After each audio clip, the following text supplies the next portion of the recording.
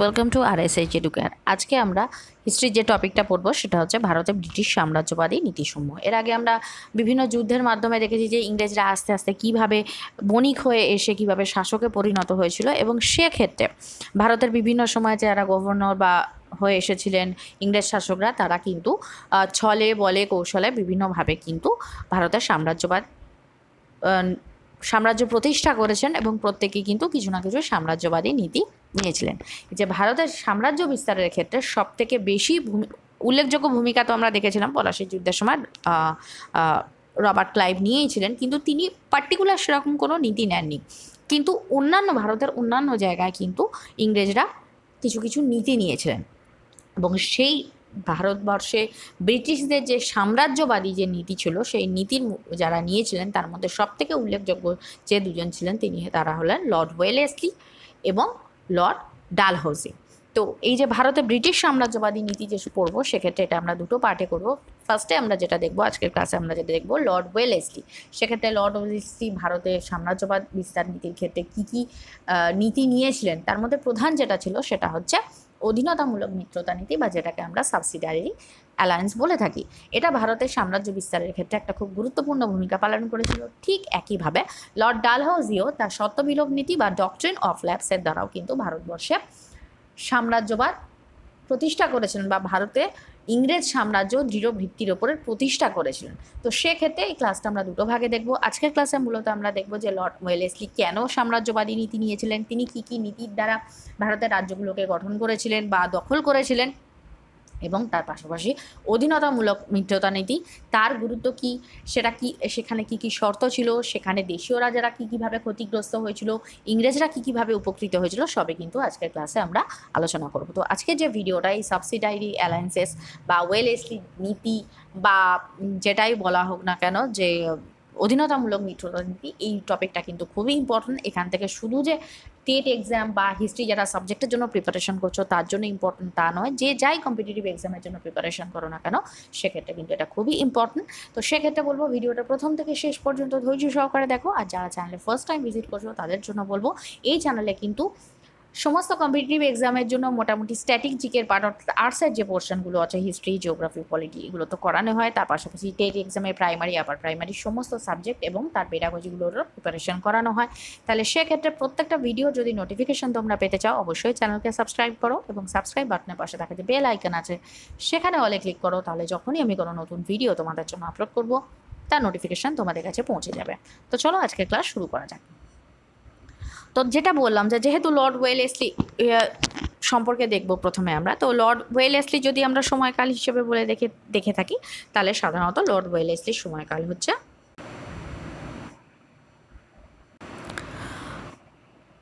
1798 থেকে 1805 খ্রিস্টাব্দ পর্যন্ত। তো এই 7 বছর তিনি ভারতবর্ষে ছিলেন, কিন্তু এই 7 বছরে তিনি ব্রিটিশ সাম্রাজ্য বিস্তারে কিন্তু একটি খুব গুরুত্বপূর্ণ ভূমিকা পালন করেছিলেন। তো সেই হিসেবে ব্রিটিশ সাম্রাজ্য বিস্তারের ক্ষেত্রে লর্ড ওয়েলেসলির নাম ইতিহাসে কিন্তু বিশেষভাবে স্মরণীয়। ঐতিহাসিক স্পিয়ার বলেন যে তার শাসনকালকে ভারতে ব্রিটিশ শক্তি বিস্তারের ক্ষেত্রে একটি নবযুগের সূচনা হিসেবে বলা যায়। তিনি সেই ক্ষেত্রে কিন্তু একটা গুরুত্বপূর্ণ ভূমিকা পালন করেন। তার থেকেও বড় একটা ব্যাপার সেটা হচ্ছে কি, ওয়েলেসলি এমন একটা সময় সিংহাসনে বসেন, সেই সময় কিন্তু একটা খুব কোম্পানির জন্য একটা খুব সংকটময় পরিস্থিতি ছিল। কীরকম, যেমন একদিকে মাইসোরে ইংরেজদের সঙ্গে টিপু সুলতানের তৃতীয় ইঙ্গো মাইসোর যুদ্ধ হচ্ছে, এবং তৃতীয় ইঙ্গো মাইসোর যুদ্ধে যেহেতু টিপু সুলতান পরাজিত হয়েছিলেন, তো তিনি, আমরা এর আগে যখন টিপু সুলতান পড়েছি তখন দেখেছি যে তিনি কিন্তু আরও নতুনভাবে শক্তি সঞ্চয় করে ইংরেজদের বিরুদ্ধে যুদ্ধযাত্রা করবার জন্য তিনি তৈরি হচ্ছিলেন। তো তাহলে, এবং সেই হিসেবে ইংরেজদের তিনি যে কোনো প্রকারে হারাবার জন্য মরিয়া হয়ে উঠেছিলেন। সেই হিসেবে তিনি তার ইংরেজদের শত্রুপক্ষের অর্থাৎ ফরাসিদের সঙ্গে তিনি বিভিন্ন মিত্রতা স্থাপন করেছিলেন। তো সেই হিসেবে ইংরেজদের জন্য একটা কঠিন পরিস্থিতি। এছাড়া কী ছিল, কাবুলের অধিপতি জামান শাহ, একদিকে টিপু সুলতান, এবং টিপু সুলতান ঠিক তাই করেছিলেন যেগুলো শত্রু করা হয়, কারণ আমরা জানি যে শত্রু মিত্র হয়। ঠিকই সেইভাবেই টিপু সুলতান কী করেছিলেন, ফ্রান্স, কাবুল, মরিশাস প্রভৃতি দেশের সঙ্গে স্থাপন করেছিলেন। অন্যদিকে আফগানিস্তানের কাবুল এর যিনি সুলতান ছিলেন তৎকালীন জামান শাহ, তিনিও একটা ইংরেজদের পক্ষে, অর্থাৎ আফগানিস্তান একটা বিদ্রোহী রূপ তৈরি করছিল ইংরেজদের বিরুদ্ধে, সেটাও একটা সমস্যা ছিল। অন্যদিকে ফরাসি সেনাপতি নেপোলিয়ান ভারত আক্রমণের পরিকল্পনা করছিলেন। এছাড়াও ইংরেজদের মিত্র, আমরা প্রথম থেকেই দেখে এসেছি যে হায়দ্রাবাদের নিজাম কিন্তু তিনি সর্বদাই ইংরেজদের প্রতি তোষণ নীতি মেনে চলছিলেন। তো তিনিও কোনো কোনো সময়, তিনি সবসময় নিজের সুবিধাটাই দেখতেন। তো সেই সময় পরিস্থিতি এমন একটা ছিল যে হঠাৎ করে টিপু সুলতান, আমরা দেখেছিলাম যে এর আগে যখন আমরা টিপু সুলতান পড়েছি, যে টিপু সুলতানের ঠিক আগে হায়দার আলী কিন্তু এক সময় ইংরেজদের পক্ষ ত্যাগ করতে নিজামকে বাধ্য করেছিলেন, সেটাও কিছু লোভের বিনিময়। তো সেই সময়েও কিন্তু একটা সমস্যা তৈরি হয়েছিল এবং নিজাম একটা সময় ইংরেজদের থেকে ক্ষুব্ধও হয়েছিলেন এক প্রকারে হয়ে, ফরাসিদের সহায়তা করার জন্য তিনি মন তৈরি করে নিয়েছিলেন, করে নিজেকে শক্তিশালী করতে চেয়েছিলেন। এই যে কঠিন বা সংকটময় পরিস্থিতি, এই সময় কিন্তু লর্ড ওয়েলেসলি ভারতের শাসনভার গ্রহণ করেন এবং তিনি যে খুব দীর্ঘকাল শাসনভার গ্রহণ করেছিলেন তা নয়, তিনি মাত্র 7 বছরই ছিলেন। কিন্তু এই 7 বছরের মধ্যে কিন্তু তিনি ভারতবর্ষে তার রাজনৈতিক প্রাধান্য, শুধু তাই নয়, এমনকি ভারতবর্ষে ব্রিটিশদের রাজনৈতিক প্রাধান্য প্রতিষ্ঠা করতে কিন্তু তিনি সফল হয়েছিলেন। তো তিনি ভারতের সাম্রাজ্য বিস্তার কেন করতে চেয়েছিলেন, কী উদ্দেশ্য ছিল তার? প্রথমত, ব্রিটিশ যে ন্যায় নীতি, তিনি ইউরোপীয় সভ্যতা এবং শাসন ব্যবস্থার শ্রেষ্ঠত্বে বিশ্বাসী ছিলেন। এই একই জিনিস আমরা পরবর্তীকালে ডালহাউসি যখন পড়বো তখন দেখবো, তারা ইংরেজরা সবসময় মনে করতো যে তারা শ্রেষ্ঠ। ভারতীয় যে আচার আচরণ, তাদের যে ঐতিহ্য, যে বিচার ব্যবস্থা বা তাদের যে শাসন ব্যবস্থা, সেটা একেবারেই উন্নত মানের নয়। তো ব্রিটিশদের উন্নত মানের শাসন ব্যবস্থা তারা এখানে প্রবর্তন করতে চেয়েছিলেন, আর এটাই প্রধান উদ্দেশ্য ছিল। দ্বিতীয় উদ্দেশ্য কি, যেহেতু তখন ব্রিটেনে শিল্প বিপ্লব হয়েছে, তো শিল্প বিপ্লবকে, সেই শিল্পকে আরও বেশি করে উন্নত করার জন্য কাঁচামালের প্রয়োজন। সেই হিসেবে ভারত ছিল কাঁচামালের বা খনির ভাণ্ডার, এখান থেকে প্রচুর পরিমাণে কাঁচামাল সেখানে নিয়ে যাওয়া যাবে। এছাড়াও কি, যে কাঁচামালগুলো ইন্ডাস্ট্রিতে প্রোডাকশন হবে, সেগুলো বিক্রি করার জন্য তো একটা বিশাল বাজারের দরকার বা মার্কেটের দরকার। সেই মার্কেটটা কোথায় ছিল? ভারতবর্ষ ছিল একটা বিশাল বাজার। সেই বাজারটাকে যদি দখল করা যায়, তাহলে ইংল্যান্ডের যে অর্থনীতি আছে সেটা কিন্তু আরও ফুলে ফেঁপে উঠবে। তাহলে ভারতের সাম্রাজ্যবাদ স্থাপনের পেছনে কিন্তু এটাও একটা খুব বড় উদ্দেশ্য ছিল। থার্ড কি, ভারতে ইংরেজদের সবথেকে বড় শত্রু কারা ছিল? তারা হচ্ছে ফরাসিরা। এর আগে আমরা দেখেছি যে ইংল্যান্ড এবং ফরাসিরা মিলে মোটামুটি অন্যান্য যারা ইউরোপীয় শক্তি ছিল, যে অর্থাৎ ডাচ, পর্তুগিজ যারা ছিল, প্রত্যেকেই কিন্তু তাদেরই ছিল। টিকে ছিল শেষ পর্যন্ত কারা? ইংরেজ এবং ফরাসিরা। তো ফরাসিরাও আস্তে আস্তে, আমরা এর আগে কর্ণাটকের যুদ্ধ যখন দেখেছি তখন দেখেছি ফরাসিদের সঙ্গে ইংরেজদের প্রায় সময় যুদ্ধ বেঁধে থাকতো।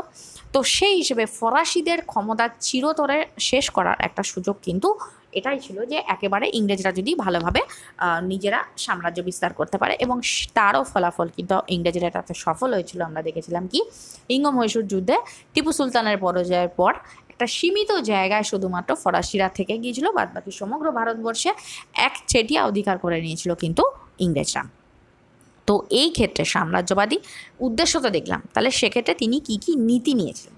তিনি প্রথম যে নীতি নিয়েছিলেন, সেক্ষেত্রে তিনি 3টে সাধারণত নীতি নিয়েছিলেন। একটা হচ্ছে সরাসরি যুদ্ধের মাধ্যমে রাজ্য জয়, দ্বিতীয় হচ্ছে বিনা যুদ্ধে কেবলমাত্র কূটনৈতিক চাতুর্যের মাধ্যমে রাজ্য দখল, আর একটা হচ্ছে অধীনতামূলক মিত্রতা নীতি। তো সরাসরি যুদ্ধের মাধ্যমে যে রাজ্যগুলো তিনি জয় করেছিলেন, সেটা কি, ভারতে আসার আগেই লর্ড ওয়েলেসলি মহীশূরের যে, অর্থাৎ মাইসোরের যে টিপু সুলতান হায়দার আলী যে পরিস্থিতি, সেগুলো তিনি জেনেই এসেছিলেন। এবং তিনি যখন ভারতে এসেছিলেন, তার প্রধান এবং প্রথম উদ্দেশ্য ছিল কিভাবে টিপু সুলতানের সঙ্গে সঙ্গে মাইসোর যে রাজ্যটা আছে তার একদম বলা যায় যে সমূলে বিনাশ করতে হবে। এবং এই উদ্দেশ্যে তিনি প্রথমেই যে নিজাম তাদের বিরুদ্ধে চলে গেছিল, তাকে ইংরেজদের পক্ষে নিয়ে আসেন, এবং মারাঠাদেরও। কারণ আমরা এর আগে দেখেছি ইঙ্গ মারাঠা যুদ্ধ এবং ইঙ্গ-মহীশূর যুদ্ধের সময় মারাঠারা নিজেদের স্বার্থ রক্ষার ক্ষেত্রে কোনো সময় তারা ইংরেজদের পক্ষে ছিল, কোনো সময় এগেনস্টে ছিল। কিন্তু মাইসোরের ওপর যুদ্ধ জয় করার জন্য বা টিপু সুলতানকে পরাজিত করার জন্য মারাঠাদের নিরপেক্ষ থাকা খুব জরুরি ছিল, সেটা ইংরেজরা বুঝতে পেরেছিল। সেই জন্য তারা আপাততভাবে মারাঠাদের সঙ্গে চুক্তি স্থাপন করেছিলেন, এবং সেক্ষেত্রে উল্লেখযোগ্য ভূমিকা পালন করেছিলেন কে? Lord Wellesley. তিনি কি করেছিলেন? 1799 খ্রিস্টাব্দে তিনি একদিকে মারাঠাদের তিনি নিরপেক্ষতা অর্জন করলেন, অন্যদিকে নিজামের সঙ্গে মৈত্রী স্থাপন করলেন, এবং তারপরেই ঠিক 1799 খ্রিস্টাব্দে টিপুর রাজ্য আক্রমণ করেন এবং এর ফলে চতুর্থ ইঙ্গ-মহীশূর যুদ্ধ শুরু হয়। তো চতুর্থ ইঙ্গ-মহীশূর যুদ্ধ সম্পর্কে এখানে ডিটেলসে বলছি না, ইঙ্গ-মহীশূর যুদ্ধ এর আগে পড়ানো আছে, যারা ক্লাস করনি তার লিঙ্ক আমি ডিসক্রিপশনে দিয়ে দেবো, সেখান থেকে তোমরা দেখে নিও। তো যথারীতি যা হয়েছিল যে সাদাসির এবং মালবেরি যুদ্ধে টিপু সুলতান পরাজিত হয়েছিলেন এবং তিনি শ্রীরঙ্গপট্টনমে পালিয়ে গিয়ে সেখানে আশ্রয় নিয়েছিলেন। ইংরেজ সেনারা তার পিছন পিছন গিয়ে রাজধানী অবরোধ করে এবং সেখানে যুদ্ধে টিপু পরাজিত এবং পরবর্তীকালে নিহত হন। তার রাজ্য ইংরেজ নিজাম এবং প্রাচীন তৎকালীন যে অর্থাৎ হায়দার আলী যে হিন্দু রাজবংশের কাছ থেকে নিয়ে মাইসোর রাজ্যের প্রতিষ্ঠা করেছেন সেই প্রাচীন হিন্দু রাজবংশের মধ্যে এবং কিছুটা মারাঠাদের মধ্যেও কিন্তু ভাগ হয়ে যায়। এইভাবে ইংরেজদের প্রধান শত্রু টিপু সুলতান এবং টিপু সুলতানের সঙ্গে সঙ্গে মহীশূর রাজ্যের পতন ঘটাতে ওয়েলেসলি সক্ষম হন। সেকেন্ড কী ছিল? সেকেন্ড হচ্ছে চাতুর্য ও ছলনার মাধ্যমে রাজ্য জয়। এই প্রক্রিয়া দ্বারা তিনি 3টি প্রধান রাজ্য দখল করেন। প্রথম কোনটা? প্রথম ছিল তাঞ্জোর, বা যেটাকে আমরা এখন তাঞ্জাভুর বলে থাকি। এই তাঞ্জাভুরের সিংহাসনের উত্তরাধিকার সংক্রান্ত যেহেতু যুদ্ধ হচ্ছিল, আমরা বারবারই দেখছি যে ভারতের অভ্যন্তরীণ বিরোধকে কাজে লাগিয়ে কিন্তু বিদেশি শক্তি, স্পেশালি ইংরেজরা কিন্তু নিজেদের কাজ করতো। কারণ ইংরেজরা বরাবরই এই নীতিটাই নিয়েছিল যে ডিভাইড অ্যান্ড রুল, ভাঙো এবং রাজত্ব করো। ইউনিটি থাকলে আমরা কখনো বাইরে থেকে এসে রাজত্ব করতে পারবো না। তো এদের যে অভ্যন্তরীণ বিরোধ আছে তাকে কাজে লাগিয়ে নিজেরা এদের ওপরে শাসন করো। তো সেই হিসেবে সেই বিরোধের সুযোগ নিয়ে তিনি তাঞ্জাভুর রাজ্যে হস্তক্ষেপ করেন এবং শিবাজির বংশধরদের বঞ্চিত করে রাজ্যটি তিনি ইংরেজদের সাম্রাজ্যভুক্ত করেন। নেক্সট কী ছিল? 1799 খ্রিস্টাব্দে সুরাটে যিনি নবাব, তিনি পুত্র সন্তান তার হয়নি, অর্থাৎ অপুত্রক অবস্থায় তিনি মারা গেলে ওয়েলেসলি নতুন নবাবকে সামান্য ভাতা অর্থাৎ পেনশনের বিনিময়ে তার অধিকার ছেড়ে দিতে বাধ্য করেন।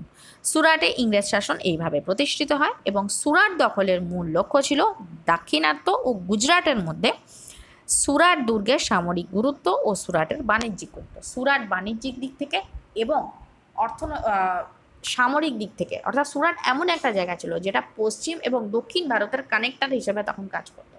তাহলে সেক্ষেত্রে রসদ আনতে গেলে, ব্যবসা বাণিজ্য করতে, তাহলে ইংরেজরা তো প্রধানত মেন এসেছিল বাণিজ্য করতে। তারপরে এখানকার পরিস্থিতি দেখে তারা বললো আমরা এখানে শাসনও করবো। তাহলে ইংরেজরা কখনো শাসন করলেও তাদের বাণিজ্যের দিকটা কখনোই কিন্তু তারা উপেক্ষা করে, সেই জন্য তাদের কখনো ফাইন্যান্সিয়াল ক্রাইসিসের মধ্যে দিয়ে যেতে হয়নি, যেটা অন্যান্য ইউরোপীয় শক্তিদের যেতে হয়েছিল।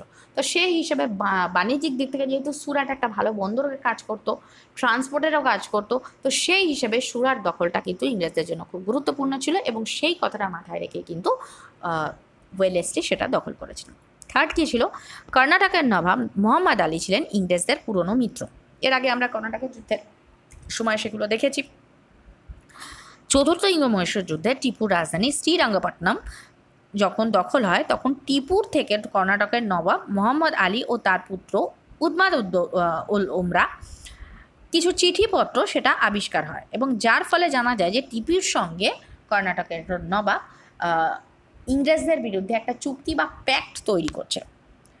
তো পত্রগুলি আদৌ সত্য না মিথ্যা সেইটা যাচাই না করে ওয়েলেসলি কর্ণাটক দখলের সিদ্ধান্ত নেয় এবং 1801 খ্রিস্টাব্দে উদ্মাদ উল উমরার মৃত্যু হলে তার পুত্রকে বঞ্চিত করে অপর একজনকে, অর্থাৎ ইংরেজদের একজন তাবেদারকে তিনি কর্ণাটকের সিংহাসনে বসান এবং নবাবের সঙ্গে চুক্তি হয় যে কর্ণাটকের শাসনভার ইংরেজদের হাতে থাকবে, এবং তিনি পাপেট নবাব হিসেবে, অর্থাৎ হাতের পুতুল নবাব হিসেবে তিনি সেখানে বসবেন।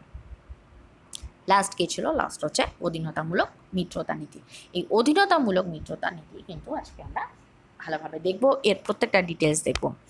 সাম্রাজ্য বিস্তারের উদ্দেশ্যে 1798 খ্রিস্টাব্দে অধীনতামূলক মিত্রতা নীতি প্রবর্তন করেন এবং এই নীতির যেটা শর্ত ছিল সেটা হচ্ছে কি, প্রধানত 5টা শর্ত ছিল। প্রথম কি, ইংরেজ সরকার এই চুক্তিতে স্বাক্ষরকারী রাজ্যগুলিকে অভ্যন্তরীণ এবং বহিঃশত্রু, অর্থাৎ অভ্যন্তরীণ শত্রু এবং বাইরের সমস্ত শত্রুর আক্রমণ থেকে রক্ষা করবে। দ্বিতীয় কি, চুক্তিবদ্ধ রাজ্যগুলির অর্থে একদল ইংরেজ সেনা মোতায়েন থাকবে এবং তার নেতৃত্বে থাকবে ইংরেজ সেনাপতির হাতে। তাকে রক্ষা তো করবে, কিন্তু সেই রক্ষার ব্যয়ভারের জন্য যে সেনাবাহিনী সেই মিত্র রাজা থাকবে, সেই আর্থিক যে ব্যয়ভার সেটাকে বহন করবে, সেটা হচ্ছে সেই দেশীয় মিত্র রাজা বহন করবে। অথচ সেনাবাহিনীর পাওয়ার কার হাতে থাকবে? একজন ইংরেজ সেনাপতির হাতে। থার্ড কী ছিল, কোম্পানির অনুমতি ছাড়া এই রাজ্যগুলো অন্য কোনো রাজ্যের সঙ্গে নতুন করে মিত্রতা স্থাপন, কোনো যুদ্ধ, কোনো চুক্তি কিছুই করতে পারবে না। ফোর্থ কী ছিল, চুক্তিবদ্ধ প্রত্যেক রাজাকে একজন করে ব্রিটিশ রেসিডেন্ট রাখবে, অর্থাৎ তার রাজ্যে একজন করে ব্রিটিশ রেসিডেন্ট বা প্রধানকে তার রাজ্যে থাকতে দিতে হবে। 5 বা লাস্ট যেটা ছিল, এই রাজ্যগুলি থেকে ইংরেজ বাদে অপর অন্য কোনো ইউরোপীয় শক্তিকে রাখা যাবে না বা অপর সমস্ত ইউরোপীয় শক্তিদের বিতাড়িত করতে হবে, অর্থাৎ ফরাসি, পর্তুগিজ, ডাচ, অন্যান্য যে কোনো ইউরোপীয় শক্তিকে সেখানে রাখা যাবে না। এগুলো কোথায় কোথায় প্রয়োগ করা হয়েছিল? দেশীয় রাজ্যগুলির মধ্যে সর্বাপেক্ষা যেগুলো দুর্বল এবং আত্মমর্যাদাহীন যারা রাজা ছিলেন তারাই এটা প্রথমত গ্রহণ করেছিলেন। এ থেকে সব থেকে ফার্স্টে যিনি গ্রহণ করেছিলেন তিনি ছিলেন হচ্ছে হায়দ্রাবাদের নিজাম। এই কোশ্চেনটা খুব পরীক্ষায় আসে যে অধীনতামূলক মিত্রতা নীতি বা সাবসিডারি অ্যালায়েন্স কে প্রবর্তন করেন, কবে প্রবর্তন করেন, এটা তো আসে। ভারতের সর্বপ্রথম কে গ্রহণ করেন, এটা খুব ইম্পর্টেন্ট, তাহলে হবে হায়দ্রাবাদের নিজাম। এরপর একে একে অযোধ্যা, পেশওয়া দ্বিতীয় বাজিরাও, হোলকার, সিন্ধিয়া, ভোঁসলে, মালব, বুন্দেলখণ্ড, উদয়পুর, যোধপুর, জয়পুর এবং আরও কিছু কিছু ক্ষুদ্র রাজ্য এই চুক্তিপত্রে স্বাক্ষর করে এবং অধীনতামূলক মিত্রতা নীতি মেনে নেয়। এক্ষেত্রে এর গুরুত্ব কি আছে? এর গুরুত্ব কিন্তু ছিল, এর গুরুত্ব দুটি ভাগ ছিল। একটা হচ্ছে দেশীয় রাজ্যের ক্ষেত্রে আর একটা হচ্ছে ইংরেজদের ক্ষেত্রে। দেশীয় রাজ্যের ক্ষেত্রে কি প্রথমত দেখে নিই। প্রথমেই যেটা বলা হচ্ছে যে এই চুক্তিতে স্বাক্ষর করার পরিণামই ছিল আত্মরক্ষার অধিকারহীনতা, অন্য রাজ্যের সঙ্গে সমস্ত রকম কূটনৈতিক সম্পর্ক সেগুলো রক্ষার সমস্ত অধিকার ইংরেজদের হাতে চলে যাবে, রাজ্যের উন্নতির কোনো কিছু ব্যবস্থা দেশীয় রাজারা করতে পারবে না। তো এক কথায় বলা যায় যে পরাধীনতার চুক্তিপত্র ছিল। নেক্সট, তাদের যেহেতু নিজেদের আত্মরক্ষা করারই অধিকার নেই, আত্মরক্ষা করার জন্য অপরের ওপর নির্ভর করতে হচ্ছে, তাহলে কি বলবো, স্বাধীনতার রূপই একটা, স্বাধীনতার মুখোশধারী একটা পরাধীনতার রূপ ছিল। এর ফলে কি হয়, ব্রিটিশ সেনাবাহিনীর ব্যয়ভার যেহেতু দেশীয় রাজাদের বহন করতে হতো, তাহলে সেক্ষেত্রে কি একটা আর্থিক ব্যয়ভারও দেশীয় রাজাদের ওপরে পড়তো। ব্রিটিশ সেনাবাহিনীর সংখ্যা যেহেতু বৃদ্ধি হচ্ছে, তাহলে ব্যয়ভার তো ফিক্সড থাকছে, আর্থিক কোনো উন্নয়নও করতে পারবে না, সেখানেও ব্রিটিশদের পারমিশন নিতে হবে। আর্থিক উন্নয়ন পার্টিকুলার কোন জায়গায় করতে পারবে, যেখানে ব্রিটিশদের আর্থিক লাভ হবে সেই দিকে।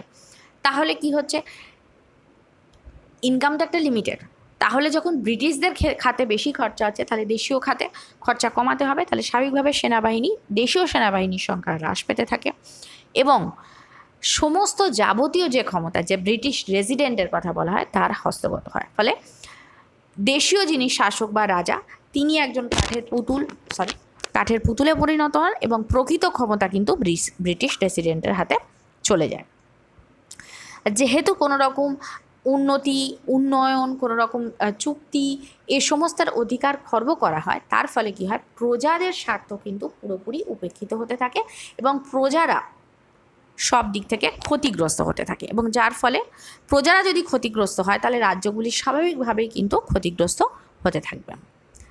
ইংরেজদের ক্ষেত্রে কি হয়েছিল, স্বাভাবিকভাবে ইংরেজরা যেহেতু এটা করেছিল তাহলে ইংরেজরা অবশ্যই লাভবান হয়েছিল। তো কী কী ক্ষেত্রে কী হয়েছিল, এর দ্বারা কোম্পানির শক্তি এবং সম্পদ ক্রমশ বৃদ্ধি পাচ্ছিল। ইংরেজদের পক্ষে সার্বভৌম শক্তিতে পরিণত হওয়া আরও বেশি সহজ হয়ে গিয়েছিল। নেক্সট কি, ভারতীয় শাসকদের অর্থে ইংরেজরা ভারতে এক বিশাল এবং সুশিক্ষিত সেনাবাহিনী পোষার সুযোগ পেয়ে যায় এবং তার জন্য তাদের কোনো ব্যয়ও করতে হতো না। তারা ব্রিটিশ আর্মিকে আরও সুন্দরভাবে ডিসিপ্লিন করতে থাকে এবং সেটা কি দেশীয় রাজাদের অর্থের দ্বারা। চুক্তির পর থেকে কোম্পানির নিজ অধিকৃত স্থান থেকে বহু দূরে কোনো মিত্র রাজা রাজ্যভুক্ত অঞ্চলে বা কোনো শত্রু অঞ্চলে যুদ্ধ চালাতো, অর্থাৎ নিজেদের এরিয়ায় তারা কোনো কিছু করতো না মিত্র রাজার রাজ্য থেকে, নাহলে শত্রু রাজার রাজ্য থেকে। তাহলে যা ক্ষয়ক্ষতির পরিমাণ হবে দেশীয় রাজাদের ওপর হবে, তাদের কোনো আর্থিক ক্ষয়ক্ষতি হবে না। চুক্তিবদ্ধ রাজ্যগুলি পররাষ্ট্র নীতিগুলি কোম্পানির হাতে থাকায় সেই সব রাজ্যগুলিতে অন্যান্য ইউরোপীয় শক্তির অনুপ্রবেশের যে ক্ষীণ সম্ভাবনা ছিল সেটাও পুরোপুরি দূর করে দেওয়া হয়েছিল। সংশ্লিষ্ট রাজ্যগুলিতে ইংরেজ সেনাবাহিনী থাকায় প্রতিবেশী রাজ্যগুলির সঙ্গে যোগাযোগের কোনো উপায় না থাকায় সংশ্লিষ্ট রাজ্যগুলি কী হয়েছিল, অসহায়ভাবেই ইংরেজদের ওপরেই নির্ভর করতে বাধ্য হয়েছিল বা তাদের আনুগত্য মেনে চলতে বাধ্য হয়েছিল। এবং এই নীতি প্রচলনের ফলে যেহেতু দেশীয় রাজারা পুরোপুরি অসহায় হয়ে পড়েছিল এবং অন্যান্য ব্রিটিশ শক্তিদেরও বা ব্রিটিশ বলছি, ইউরোপীয় শক্তিরাও যেহেতু ভারত থেকে পুরোপুরি উৎখাত করতে ইংরেজরা সফল হয়েছিল, ফলে ব্রিটিশ সাম্রাজ্য ভবিষ্যতের জন্য কিন্তু পুরোপুরি বিপদমুক্ত হয়ে পড়েছিল। তো এই হলো আজকের অধীনতামূলক মিত্রতা নীতি। তো আজকের ভিডিও এই পর্যন্ত। যদি ভিডিও ভালো লেগে থাকে তাহলে অবশ্যই ভিডিওকে একটা লাইক করো, যারা চ্যানেলে নতুন চ্যানেলকে সাবস্ক্রাইব করো, আর সাবস্ক্রাইব বাটনের পাশে থাকা যে বেল আইকন আছে সেখানে অলে ক্লিক করো, তাহলে যখনই আমি কোনো নতুন ভিডিও তোমাদের জন্য আপলোড করব তার নোটিফিকেশন তোমাদের কাছে পৌঁছে যাবে।